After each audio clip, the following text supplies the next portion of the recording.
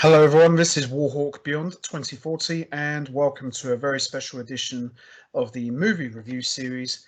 And today we are joined once again with the one and only, the badass himself, Rex the Boss 11. How are you, brother? Hey guys, how's it going? I'm well, but this film, The Green Lantern, is not going to be well at the end of this today. Shout out to you, Warhawk. Yep. Today we are going to be talking about The Green Lantern, which came out in 2011. Now, normally, I always try to defend these films, always try to find something good about these films. This is going to be a first for me. There is absolutely nothing about this film whatsoever that I can honestly say, you know what, that wasn't bad. There is just no redeeming qualities worth defending for in this movie whatsoever. So, ladies and gentlemen, this is a first. You're going to hear us both, not one, but both of us, tear this film apart. So, let's get straight into it. We'll start with you, Rex. How did you first hear about the Green Lantern, and what was your thoughts on this movie? Well, luckily for this movie, I never had any idea about this film until somewhere around about 2012, maybe when we were leading up to the Man of Steel, because they were promoting this as the launch of the DC Extended Universe, the Man of Steel film that was. Now, of course, if you listen to the Man of Steel review that we did last week, if you haven't, guys, then trust me, go check that one out. You will know what I thought of that monstrosity. And this was actually a successful film. Now, previous to this, my friend, who's a bit of a geeky nerd, shout out to him, he had said, oh, well, technically, because this is how he would act. And he got me into being part of these comic book films. So it's not me being horrible to him. He knows that what I think of him. I respect him like a brother, and I love him like a brother. But he knows that he can be a bit nitpicky sometimes. And I'll never forget him saying, "Oh, well, technically, Man of Steel isn't the start of the DC Extended Universe. They're just telling you that now because they're ashamed of what happened a few years ago with the Green Lantern." That's when I heard about it. So I think, like a lot of people, I went back maybe 2012, 2013 and watched or tried to watch this film. And I still have got this question, and I'm going to ask this straight away. Is this film, is this actually a live action film, or is this some kind of like Roger Rabbit film? Because I don't know if it's the copies that I've been watching. I have seen this film in the highest quality that my television will be able to show me. And still, I feel like I'm watching a cartoon, like it's some form of a bad CGI live action film. Is this just me? Because this doesn't look like it's filmed like anything else. And you know, we'll get to this later on, but they took money from blockbuster films that you wouldn't have even known were DC films at the time, like Constantine, and they turned that into this. Oh dear, like yeah. Seriously, sandwiched between some of the Dark Knight trilogy and, or should I say, sandwiched between films like Man of Steel and the Green Lantern and films like Batman and Robin and Steel and Catwoman, or Constantine and Batman Begins and Superman, you know, arguably decent films like Superman Returns that look incredible compared to the mess that ended up as some of these films. I feel like, and I'm going to say this right at the start, once again, Warner Brothers, they were taking money from actual successful franchises and they were distributing this money to what? That's true. Because this film, I'm not surprised I never heard of this film. It's giving me actual shivers and anxiety because I'm trying to stop myself from saying anything too personal about this film, because some people say, oh, you haven't properly watched the film. You can't properly watch this film. It is absolutely unwatchable. It's not, like I said last week, like the Man of Steel, where it's watchable and it's actually got some redeemable things, but it's a lot of hodgepodge craziness that doesn't make any sense to anyone. Yeah. They've taken like 10 different things and just thrown them and seen what stuck. Yeah, like we said last week. But this, they've taken the origin story of the Green Lantern, Hal Jordan, and I don't know what they've done with it. I know. Are we supposed to like this guy? Because I don't. It doesn't come across as a superhero to me at all. The ring thing is just bizarre. Like, it honestly, like, this was supposed to be the start of the DCE universe. I am glad that there's been no mention of this ever since. Please, Warhawk, give some thoughts on how you first heard about this film, because if I keep going, I'll be here for the next 45 minutes. I've been doing this off camera, off recording before we started speaking. Yeah, I'm just talking about things that I'm just baffled by. Like, was this even a live action film? What is this? Was this a bad attempt at like an Avatar CGI? This is Power Rangers bad CGI. Oh boy. What's going on here? What on earth is going on in this film? Please. Be glad to. Well, the first time I heard about this movie, I mean, I'm a huge fan of the Green Lantern, have been for many years. My favorite Green Lantern is, of course, John Stewart. So when they announced that they were going to do a Green Lantern movie, I was really excited. My first reaction was, all right, so we're actually getting a DC movie that isn't Batman and Superman. And that's not because I don't like Batman and Superman. I love those two characters to death, but to actually get a different DC character on the big screen was a huge deal to me. And I was really, really excited. So me and two friends, we went to see the Green Lantern, and Ryan Reynolds was cast in the lead role of Hal Jordan / Green Lantern. And I know who Ryan Reynolds is. He was in Blade Trinity, and he's been in like a couple of other different films. So I kind of knew who he was. So I went into this film with very, very high expectations, probably the highest I've ever had for a DC movie up to that point, because we'd already had Batman Begins, we already had Superman Returns, and then we had The Dark Knight. So, you know, two Batman films, excellent. Superman Returns, it was all right. Green Lantern had very high expectations. I can honestly tell you now, after watching the Green Lantern, I came out of that film really, really disappointed. It was silly. The CGI, like you said, was like Roger Rabbit gone wrong. There was too much comedy. It was just bad. I thought, why? What is this? A poor cartoon reimagination of what Iron Man had been successful at like 3 years before. Yeah, that's right. Looked so skinny in the suit for a superhero. It had this Incredibles look to it. Like, you know what I mean? You know, the Incredibles cartoon, it had like a live action version of that look to it. He didn't look right in the suit. The CGI was awful. It was. And the thing with the Green Lantern, you know, as I said, that, you know, I had really high expectations. I thought, wow, this is going to be great. Who knows? This might start off a whole series of Green Lantern movies. In the next film, we could get John Stewart, which I'm still waiting for, by the way. Warner Brothers, I'm coming for you. Believe me, I want my John Stewart Green Lantern movie.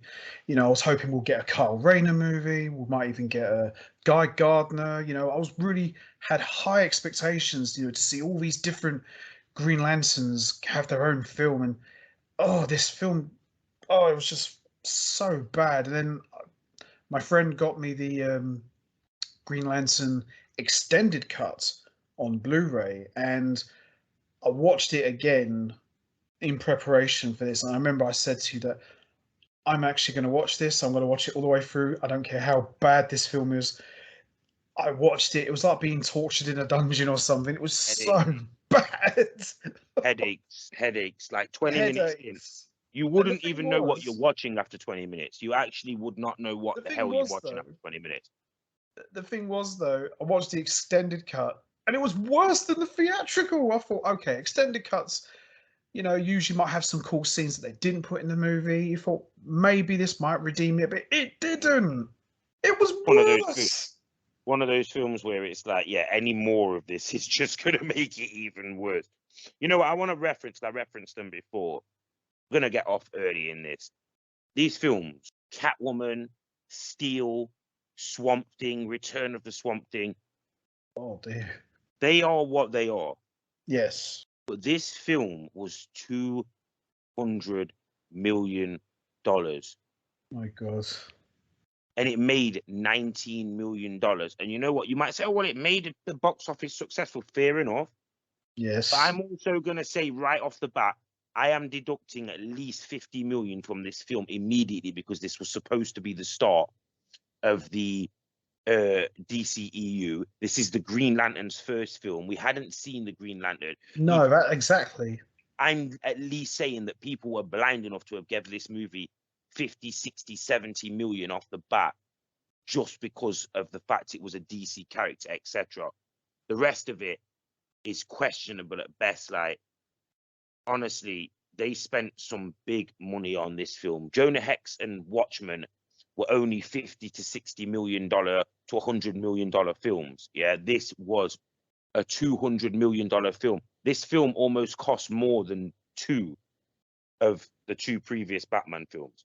Yes. It cost, the two previous Batman films cost $250 million between the two of them. You want to know how much between Batman Begins and the Dark Knight that they made? They made like 1.4 billion. See? Off of 250 million. So they made like 1.2 billion off those two films. And they took that money from those films and they spent money on Superman Returns, which was a successful film at the box office, but still got a lot of questionable stuff that we may get to in the future. But it wasn't an overall terrible film. No. This film, compared to this, it wasn't that bad. This film makes that film look like The Godfather. You know what I mean? Like this yeah, absolutely. Like Scarface. This film makes that film look like Scarface and Rocky and Rambo, the original films.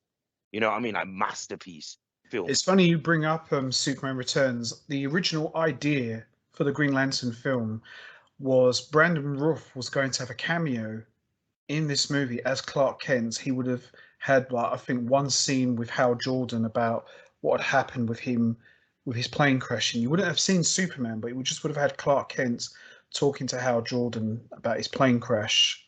And I think that would have probably planted the seeds for possibly, I wouldn't say the Justice League, but maybe would have seen Superman and Green Lantern teaming up. It was supposed to, because you've got to look at it from the logical point of, right, so we already had a very, very uber successful Batman. We did. Brandon Routh wasn't like panned as Superman. I reckon this film is what caused them to be like, whoa, what's happened here? You know what I mean? Like, honestly, like, you've got to look.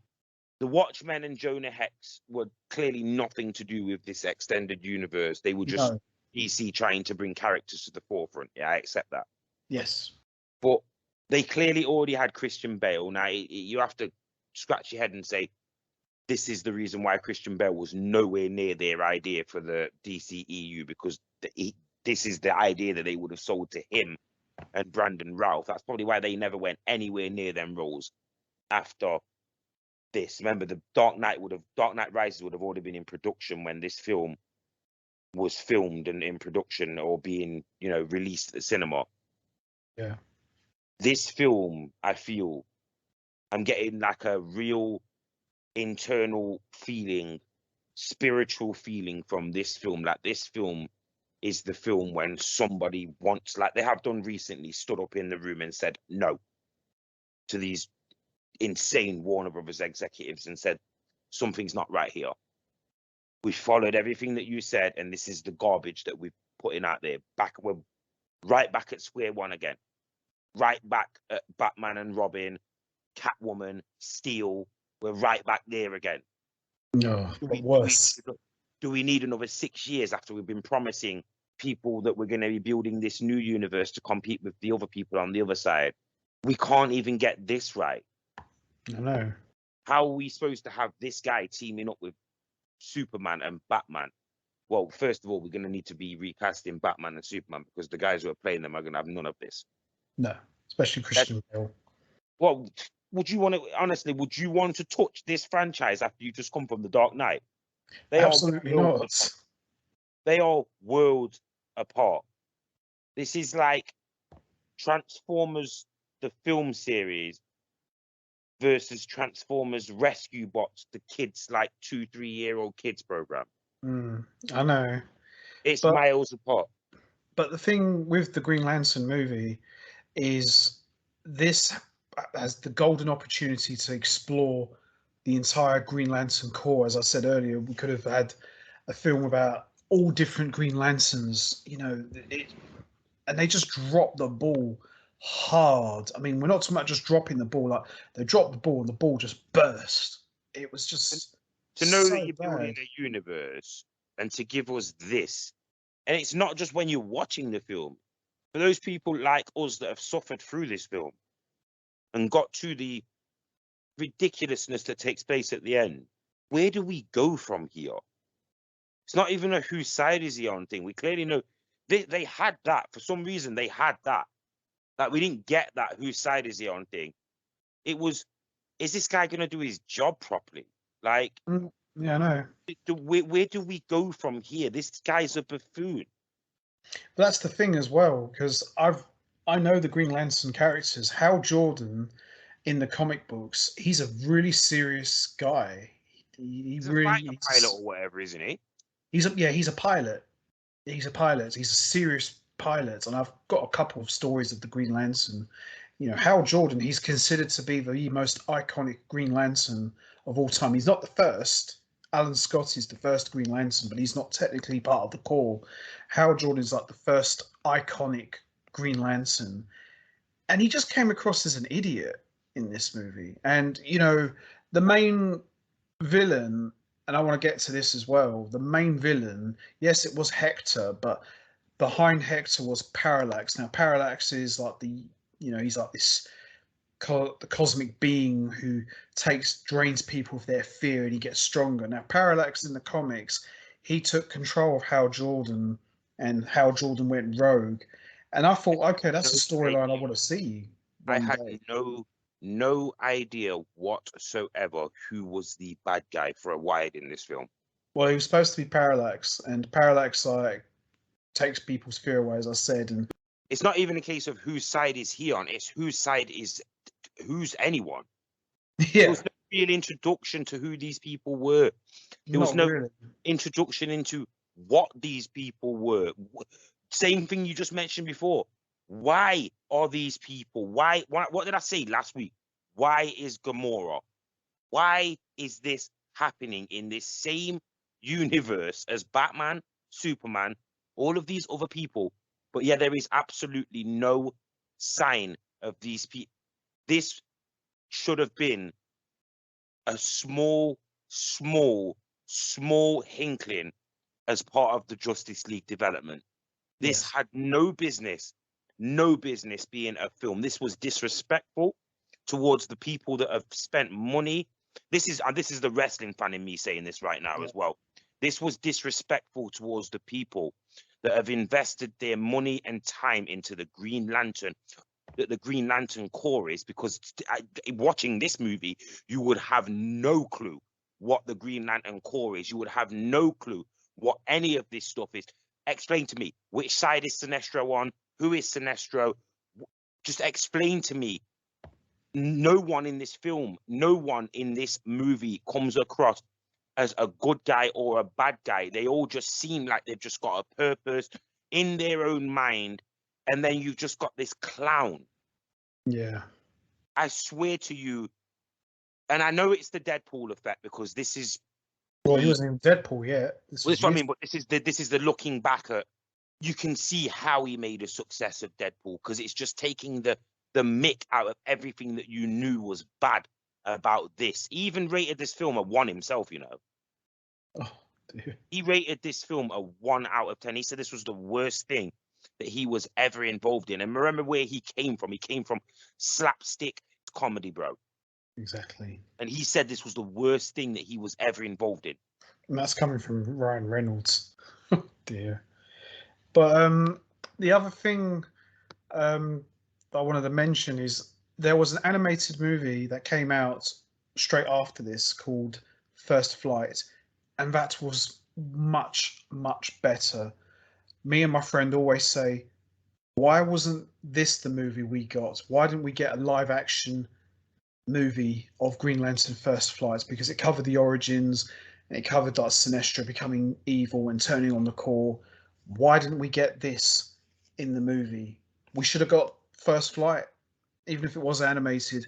Why didn't we get this? It's just disappointing. As a big fan of the Green Lantern, this for me, and I'm normally, as I said at the beginning, I always try to defend these movies. I thought, well, there's little redeeming qualities here. This wasn't so bad. There was nothing good about this film, none whatsoever. The main It was villain, bad. the main villain, Parallax. I know what Parallax is in the comics. He's basically Fear incarnate. Sinestro, the most iconic Green Lantern villain of all time. Yeah, he had nothing to do in this film. Carol Ferris, who's supposed to be his girlfriend, I know what she becomes later on down the line. She becomes a villain in her own right. She becomes Star Sapphire. Didn't even hint at the fact that she could turn. Didn't No. get near it. We didn't get any investment in any of the characters. No. Random love things that are thrown in that they've got no business. We're talking like Iron Man 3 stuff that's in the first movie. Why are we getting this? Exactly. My word, I look back and I feel the name Greg Berlanti involved in this, he knows what I know. This should have been the Arrow series, the first, this should have been broken down into 6 to 8, 10 episodes, some flashback scenes involved when he became the pilot. This would have been perfect as a 12 episode series, just starring somebody outside of that top block. Oh my word, $200 million on what? That's mental. On what? Seriously, I have to ask how much of that went to this clown running around on the tiptoeing around a character that he knew clearly nothing about. Yeah. I'm sorry. I mean, maybe I'm wrong about Ryan Reynolds with that. Maybe I'm being a bit harsh on him. But if he knew anything, and I'm saying this now, anything of this character, this would be, honestly, this would be say a film about The Rock, and they actually cast an actual full, black guy as The Rock. It wouldn't make sense, would it? No. Because we know that he's not full black, yeah, and it's always been stated that he's not full black. It's basically like casting somebody, not even a color thing, more even just a personality thing.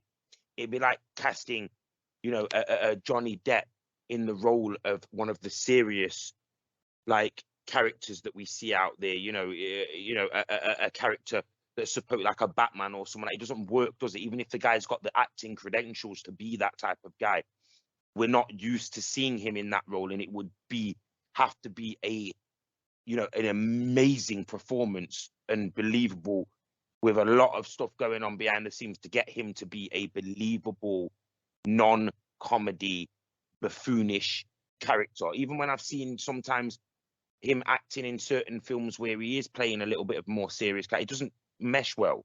No, I feel it doesn't. Comedy actors should not be anywhere near. They say Robert Downey Jr. was a comedy actor. No, he was just a bad actor. And then he became Iron Man. And he turned his whole career around. Exactly. There's a difference. There's people not understanding. People not understanding. Ben Affleck was not a bad actor. He was just a bad Batman. Yeah. This guy is not a good actor, and he was not a good Green Lantern. He was just good at one role, which was Deadpool, which part of being Deadpool was based around the fact that he was an awful version of Hal Jordan. Let's be perfectly honest. More or less. He might not be able to reference anything to do with Hal Jordan, but we know that part of the inside jokes is because he was a terrible actor in a role that he had no business being in, and then whatever they put on the screen did not help either. No, definitely not. I'm trying to think of just anything redeemable apart from the fact here we got a Green Lantern movie. None. I can't think of any. I mean, I was going to mention to you, from what you watched, what did you think of the guy who was supposed to be the main villain with the big bulging head? What was your thoughts on him? I think he was Hal Jordan's childhood friend or something. What was your thoughts on him? Just couldn't get my head around the bad CGI, the bad scripting. It wasn't even a serious threat. What was the goal here? What was the end game here. I've even watched reviews. I've even watched retrospectives. What is the end game here? This should have been a 10-minute cameo in one of the other people's films that introduced this character into the DCE. The only good thing, if there is such a thing, in this movie was at the beginning you saw Hal Jordan as a kid, and his dad was a pilot, and his dad's plane got crashed, and he gets out of the plane, and the whole plane just blows up. I thought to myself, okay, this is not actually a bad opening. And then fast forward to him as an adult, yeah, it quickly goes downhill. This was the Flashpoint Paradox again, what I spoke about before. Yeah. Right. We got this incredible eye-opening, and make no mistake, this was filmed brilliantly at the start. But because of the rest of the film, it just makes this pointless. Like, why was this even there? Like, I don't know what they were doing, because this wasn't an origin movie. This showed us, he becomes a member of the Green Lantern Corps. But I mean, I'm still confused here. I'm honestly still confused here. What was everyone fighting for here?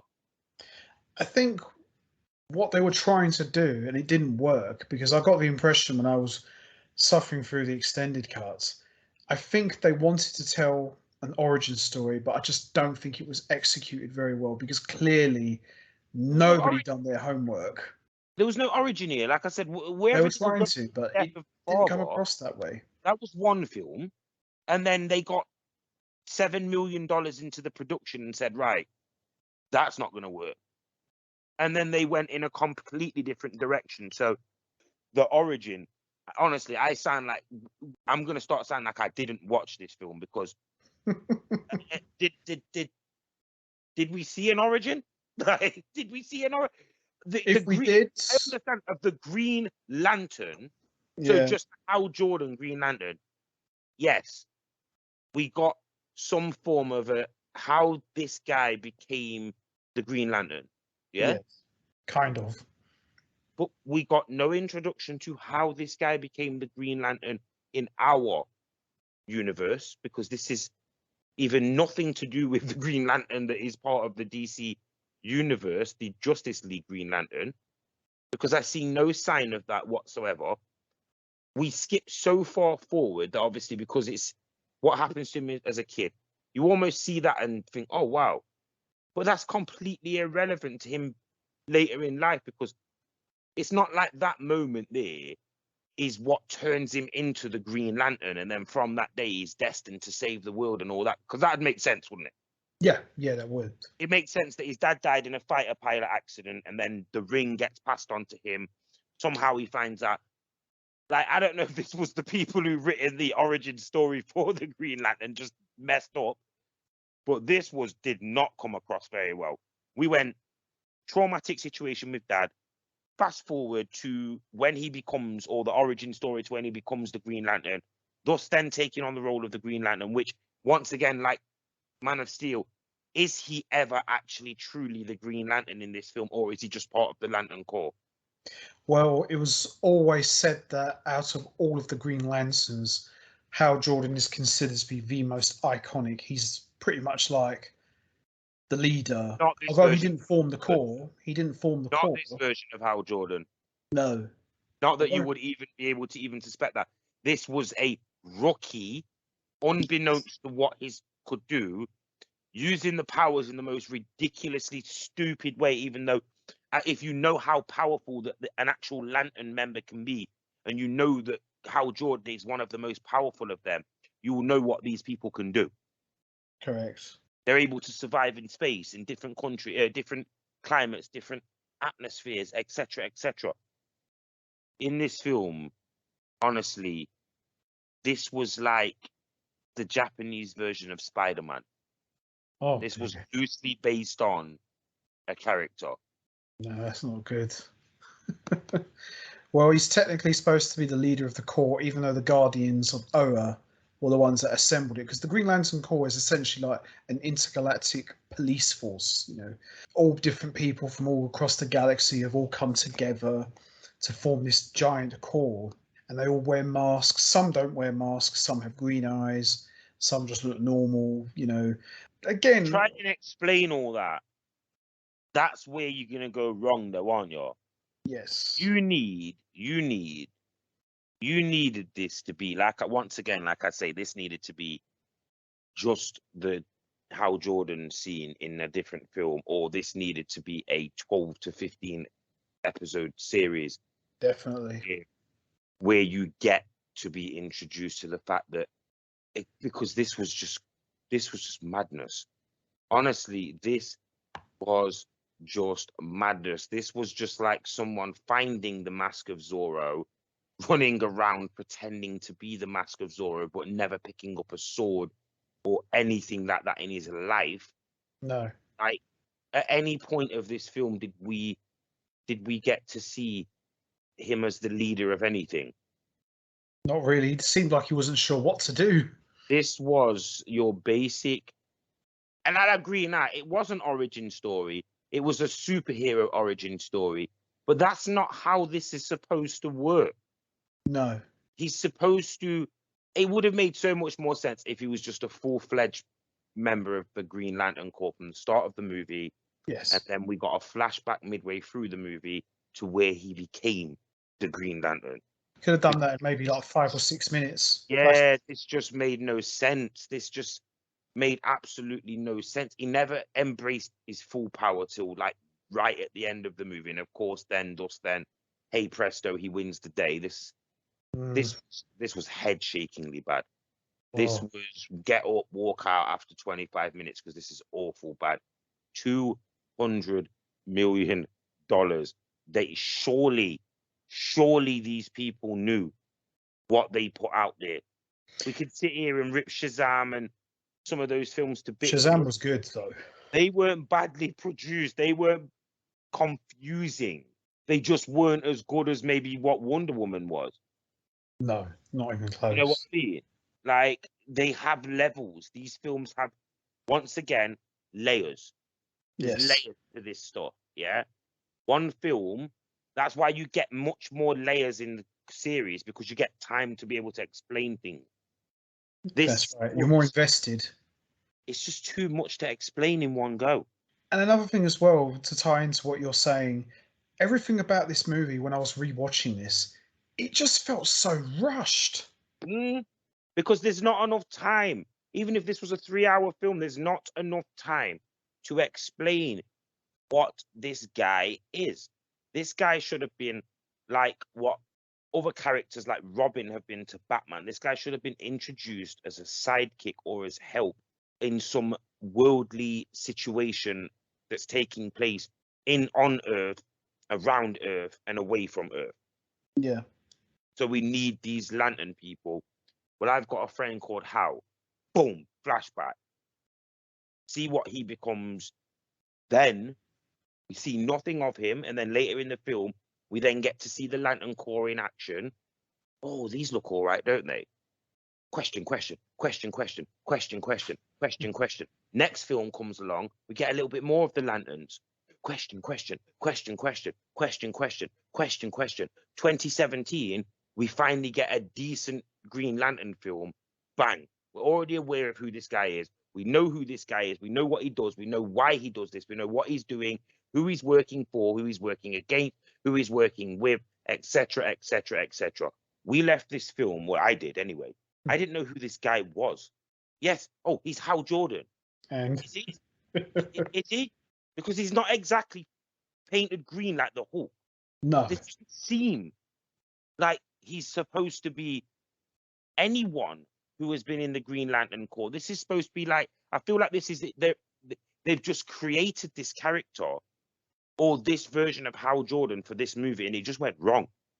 horribly wrong. How stoned was this guy when he was in the suit and stuff? Or is it all CGI? Is he ever actually in the suit? Because I've seen some pictures of him wearing some suit. No, from what I've seen in the film, he never. I don't think once did he ever wear like a proper suit. I think it was all CGI, and I think that's what killed it. Skinny as well. I know Hal Jordan. I remember in the comics, he's quite beefed up. They were always beefed up. Superheroes, for crying out loud.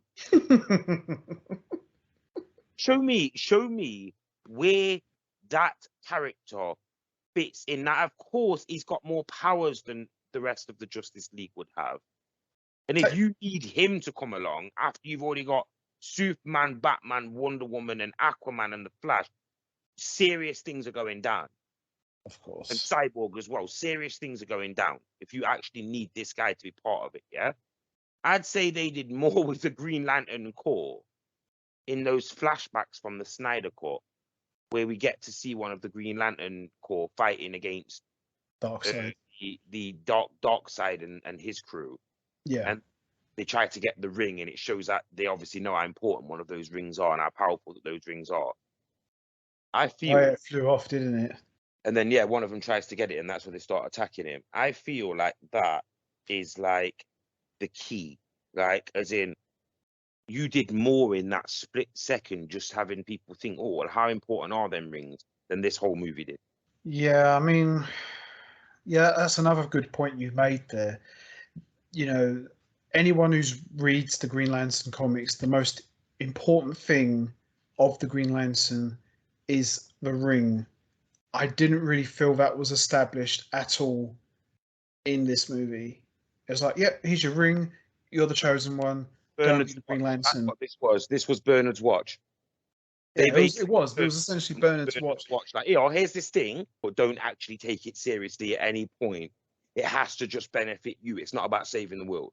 Yeah, just do what you want with it. Alien to what anything that I was aware of the Green Lantern. That surely there's a protocol to when these guys get given these rings. Don't do this, don't do that, don't do that. I got no sign of consequences. I got no sign of purpose. I got no sign of, and maybe I just missed out. Maybe I was just half asleep by the time that these things start getting anything. No, we didn't get that once. So many stupid jokes and so many wisecracks that I'm just like, what is this? I know. This is a comedy cartoon. It's but almost not that funny. It's just, yeah, exactly, but it's not funny. You didn't see this at the cinema, obviously, did you? No, I feel like at the cinema, I feel like you could have been a bit You're lucky. more. Well, I actually was saying, I feel like you could have been a bit eyes glazed over, as in people might have been a bit more impressed in the cinema, but maybe not. Well, I saw it at the cinema, and as I said, I came out of it. I was so disappointed, because it was a big deal for me. Outside of Batman and Superman, this was a huge deal for me, and I had a lot of high expectations of what I wanted to see, and yeah, I didn't get any of that. This film makes, I mean, even this, seriously, the special effects, the uses of the rings, the uses of the power, it looks like bad 90s Mortal Kombat and Street Fighter had pins, and it's like that early CGI from the 90s when they were just I've seen better animation in the old X-Men and Spider-Man series. Oh, absolutely. And they still hold up very well. Yeah. They're still very well made cartoons. The animation from those is very crisp, yeah. Even Batman, the animated series as well, still holds up very, very well. Even Batman Beyond. I know Batman Beyond is a more recent thing that came out like 99 and finished in 2001. That still looks 10 times better than this, and that's a cartoon. And even the two Green Lantern animated movies that came after this movie, which was First Flight and Emerald Knight, they were so much better, and they were animated movies. This film is heavily criticized, though. Mark my words when I say, like, people have deliberately, and this is a little bit clickbaity as well, people like YouTubers have deliberately attempted to be controversial and subjective with this film and say it's not as bad like they have with some of the other films. Like some of the other films that I've watched, they're not actually as bad as what I first thought that they were. Yeah. When they're bad, I will say that they are bad. It's an unwatchable, but it's not great. It's not great, and I did not shy away from that last time. No. I was probably more harder on Man of Steel because it hurts more to watch that and to see how good that could have been, but how, and it's all based on anxiety. That is, you can just tell outside of the Nolan franchise at the time, Warner Brothers were just so anxious and so paranoid that these films would not work they started doing naturally what Warner Brothers should never do, which is they start to interfere, don't they? And they start trying to take over the project and take over this and take over that. And what necessarily happens in the end is you end up with just this hodgepodge of copyright nonsense. Yeah, I mean, as I said at the beginning, that I always try to defend like a bad movie. I said, well, yeah, it was bad, but there were some decent things. No, this film had nothing decent. I can't even remember one scene that I could sit back and say, you know what, that weren't bad. I think the only thing I would say it was the opening with Hal Jordan as a kid and seeing his dad as a pilot. That was it, but that weren't enough. I would like to have seen a bit more of that. It's just nothing going for this at all. The only thing they could have done with this film that I wouldn't necessarily say would have saved the film, but would have made it a bit more forgivable, is they could have established the tension and animosity between Hal Jordan and Sinestro. Didn't do that. What was the Sinestro actor's name again? Mark something, isn't it? Sinestro was played by, let's get his name up here. Sinestro was played by Mark Strong. Yeah, that's it, Mark Strong. And he's not a bad actor. Actually, Mark Strong, he got the last laugh because he played the main villain in Shazam years later. Yeah. So I'm sure he's been in a few other franchises as well, hasn't he? He's been around. He's been around a long time. He always gets around. I feel like he was in TV programs back in the day because he's got that Pacific voice, hasn't he? He's got a very distinct look. Like you look at him and goes, yeah, I know that guy. Even if you don't know his name, but you just see him and goes, yeah, I've seen that guy before. He's been in that film or he was in that TV show. He's just got that look to him. And yeah, I mean, he's a good actor, Mark Strong, but I don't know really. His Sinestro, no fault of his, just came across as very generic bad guy 101. Goes, yes, I'm going to be the bad guy, and I'm going to take you out in the future. It was just kind of obvious. You knew he was going to be a bad guy. Obviously, he didn't turn until right at the very end, which we'll touch upon in a moment. But wait. Of course, he's the guy from The Kingsman, isn't he? I believe it was him, yeah. I mean, I've not seen The Kingsman, but yeah, I believe that was him. What, you've never seen The Kingsman? I don't think I have, no. My word. No, I don't think I've got round to that yet. The first Kingsman film makes this... He was in that, wasn't he?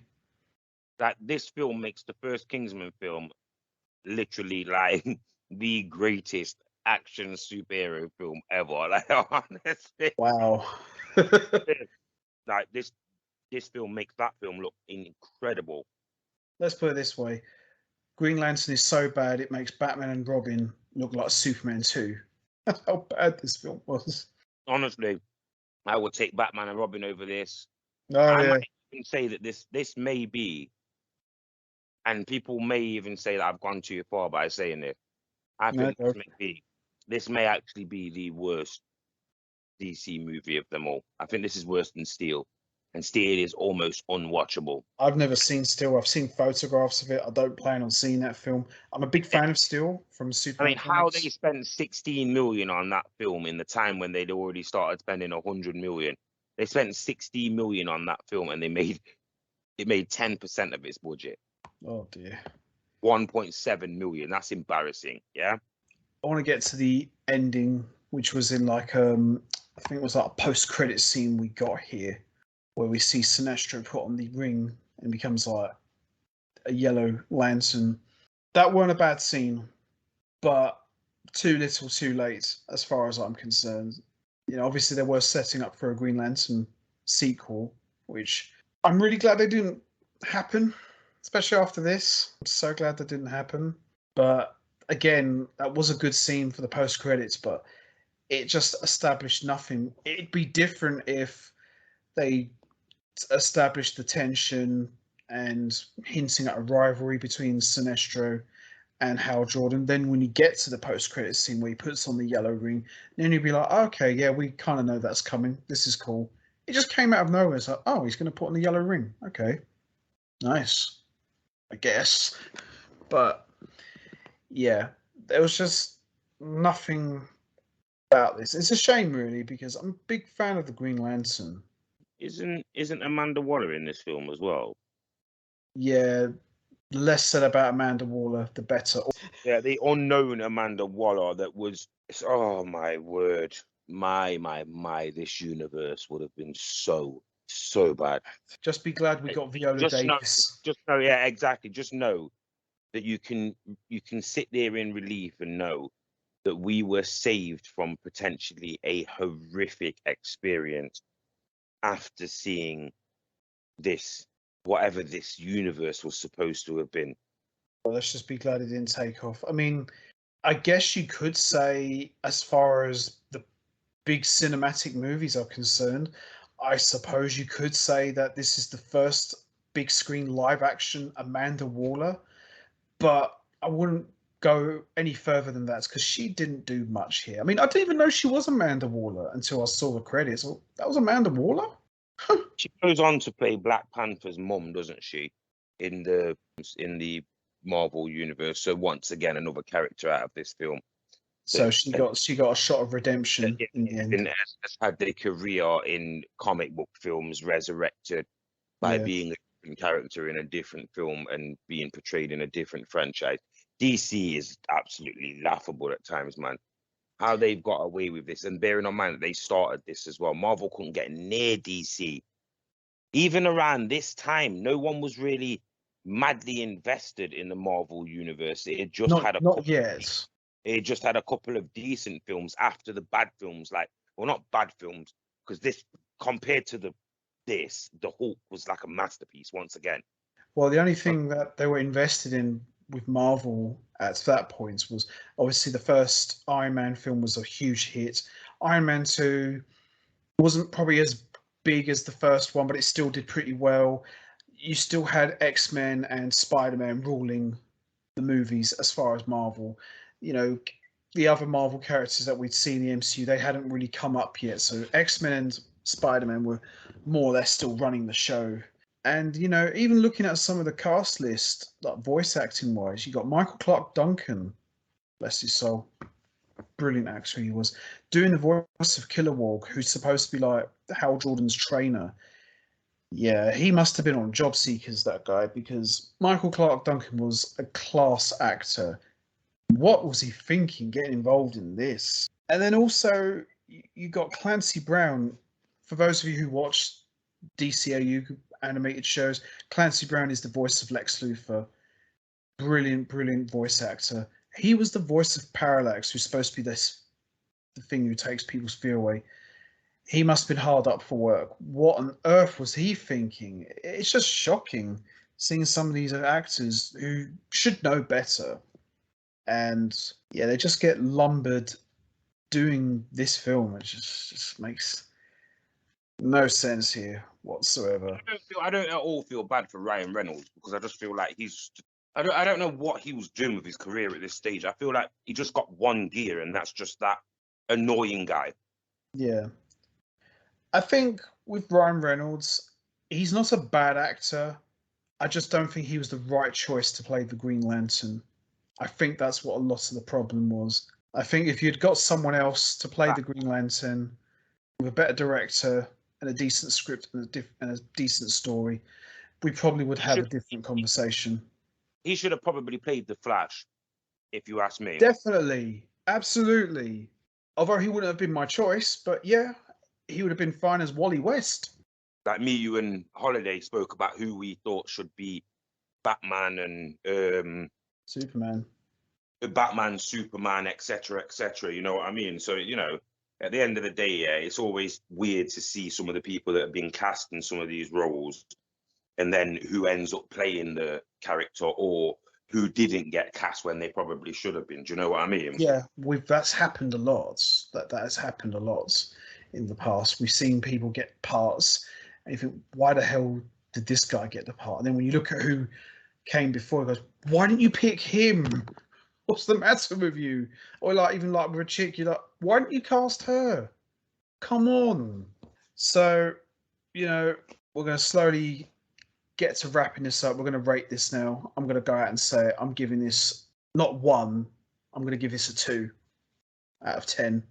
I actually I'm going to take you up on that, because I was going to give it a 1, but I'm going to give it a 2, because it's not quite Like, you know what I mean? Like, you get the Green Lantern character. You can never. There's multiple characters that you can complain and say, including the Flash, that have never had their own movie. Yeah, so it's like at least the Green Lantern got its own movie. That's one thing. You know, it's probably the same point that I'll probably give for Catwoman as well. Well, she got her own movie. You know what I mean? Yeah. And then after that, the fact that this was supposed to have been the introduction to the DC extended universe, I'll give them that. I'll give them 2 points. The rest of this was a mess. Absolute mess. If this was a TV series, yeah, you'd forgive it more if it was a TV series. I'd forgive it more if it was a TV series. I'd be more standing if they put 12 to 15, even maybe 20 episodes of just a bad season one. This was like early 2000s, like 2000 or 2001, you know, as a TV series. Yeah, you'd give it a pass because you'd say, well, it's early 2000s. No one quite figured that out yet. You'd forgive it.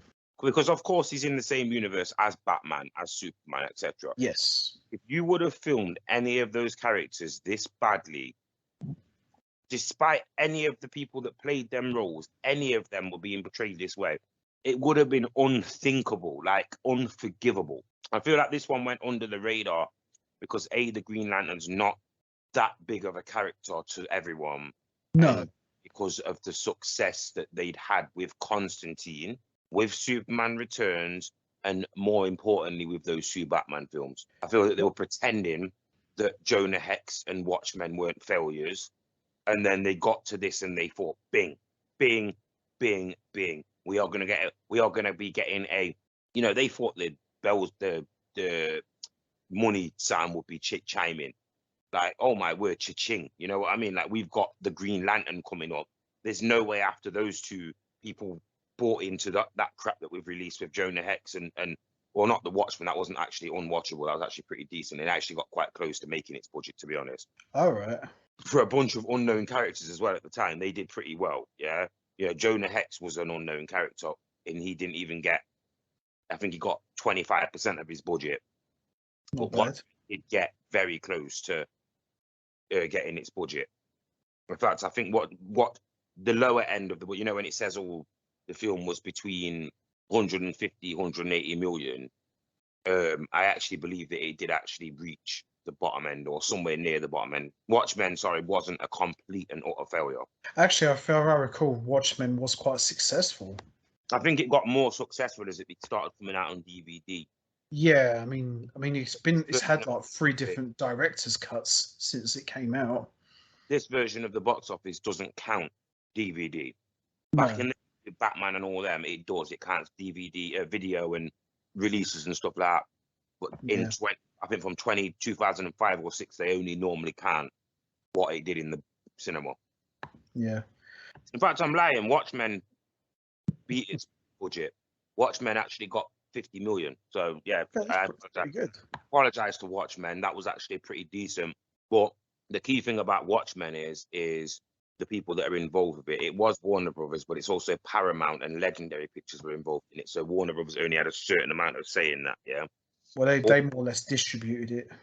All the other films seem to be completely controlled by Warner Brothers. Pretty much. And only The Dark Knight really came out as like, yeah, this was unquestionable.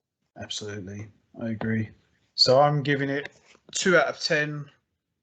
Rex, you're giving it 2 out of 10 as well, aren't you? Yeah, I'd just say, look, just avoid this at all chances. Luckily for us, this is not actually really part of the DC extended universe, so you can just actually scrap this one. Luckily, you know, this is a little bit like the Hulk films from the mid 2000s. You can just pretend like this is not part of, you know, if you really want to just disregard it. It doesn't exist. Continuity, if you would really like to add it in, it was technically, yes, it was supposed to clearly have been the start of the extended universe, but this was a bad idea. This was a bad idea and a bad place to start off with that. And I think even Man of Steel was a bad start. As bad as Man of Steel was, you can put up against the Green Lantern. Yeah, Man of Steel more watchable, definitely. I mean, they had the right idea for the Green Lantern. They had the hearts for it, but the execution just wasn't there, and it just came across as sloppy. If you are worried about any of the upcoming DC films, you know, Black Adam, Shazam, what is it, Aquaman, Blue Beetle's coming up at some point as well, isn't it? Blue Beetle's going to be like maybe 2024 or something.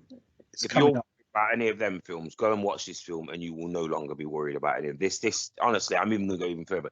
This makes Wonder Woman 1984 like Casablanca, So there you go. absolute cinematic marvel compared to what the Green Lantern was. And the difference between Green Lantern to Wonder Woman 84, Wonder Woman 84, although not as good as the first Wonder Woman movie, there were still some decent stuff in there. Green Lantern just had none of that whatsoever.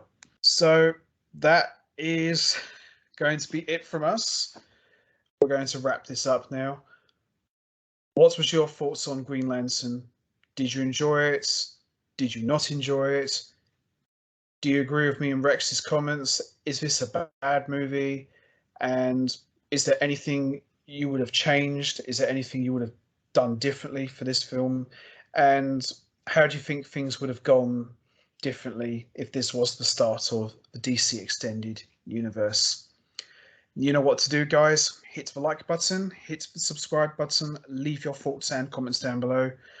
Rex, this was a pleasure as always, talking about this mess. I just wish that we could be a little bit more positive here. And it's like, this isn't just by design, guys. This is just, oh, yeah, let's go in there and crap. No, this was really bad. This was really bad. This was really, really bad. And anyone who would go online now and sit for an hour and a half, as long as this movie was on, would sit. Because I tell you that we've been talking longer than this movie is actually even watchable. Like, and I'll be perfectly honest, if you can really sit through this film and come online and sit online and talk positive about this film, you are a much more patient and understanding person than I will ever be, because I found nothing that entertained me about this film. I still, right now, am confused at what this film was and was supposed to have been. Like, I know what bad films are. Yeah. I don't know if this was even a film. Honestly, I like to think, I like to think of myself as a patient person. I usually am very, very patient, but I'm going to make a rare exception. I was not patient with this film, not one bit. Oh boy. So with that all said, we'll see all of you next time for another edition of the movie review series. So until then, take care everybody and stay safe. And once again, as always, much appreciated. Thanks for listening. And Rex, pleasure as always. Pleasure as always, guys. Peace out and stay tuned for more. Bye for now, guys.